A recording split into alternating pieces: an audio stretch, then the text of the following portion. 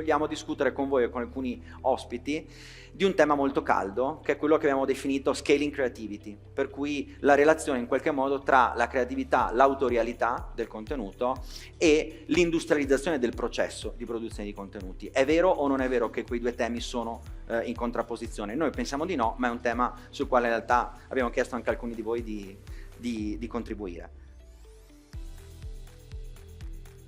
Sicuramente serve la creatività, serve l'autorialità in questo tipo di foto, perché sennò ci ritroviamo a fare la replica di tante foto molto simili che vanno bene sicuramente per l'e-commerce, però anche lì dobbiamo riuscire a inserire qualcosa di autoriale, perché sennò diventano la coppia che potrebbe essere fatta con un AutoCAD qualsiasi. Quindi invece il fotografo ha il compito di dare quel tocco di autorialità, e invece tutto questo flusso che voi avete creato in maniera egregia è quello che aiuta a garantire questa autorialità. La cosa importante è interpretare le nuove tecnologie, usarle, perché hai ragione, un software è una commodity e una macchina fotografica è uno strumento, lo dico io, è uno strumento. Per questo l'industrializzazione è importante anche dal punto di vista della fotografia, perché è uno degli elementi che ti permette di trasformarti e di renderti adeguato ai tempi che cambiano.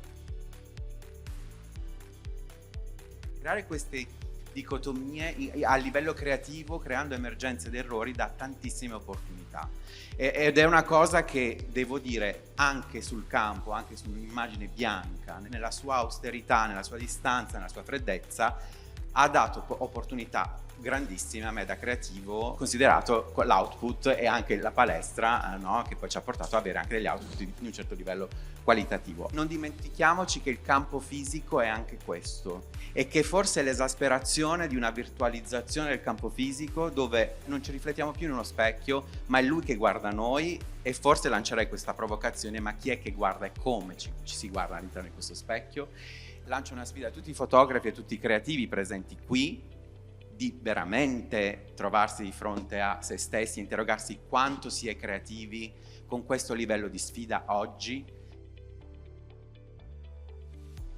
Quello che noi abbiamo visto come esperienza personale è che la tecnologia non inficia sulla qualità, ma dovrebbe anzi aiutare a lasciare più tempo al fotografo, allo stylist, al team interno anche creativo, di avere più tempo per poi dedicarlo a quella che è la ricerca creativa, la supervisione, il check delle foto banale, ecco, del set. Noi abbiamo per esempio le ILP, quindi questo lo possiamo dire tranquillamente. Scattiamo comunque foto per il catalogo vendita, sono foto che usiamo per il B2B, che poi appunto vengono riutilizzate anche per il B2C. Questo fa capire come, se con un assetto, una ricerca fatta pregressa dallo stylist, dal fotografo, che studiano le macchine, ne capiscono le potenzialità, si possa sfruttare a proprio vantaggio la tecnologia e poterla appunto utilizzare a proprio vantaggio con la creatività integrata. Il fatto di poter utilizzare dei contenuti che poi fossero prodotti per un certo canale, riutilizzarli anche in altri canali, ha permesso chiaramente di aumentare anche il singolo valore dello scatto.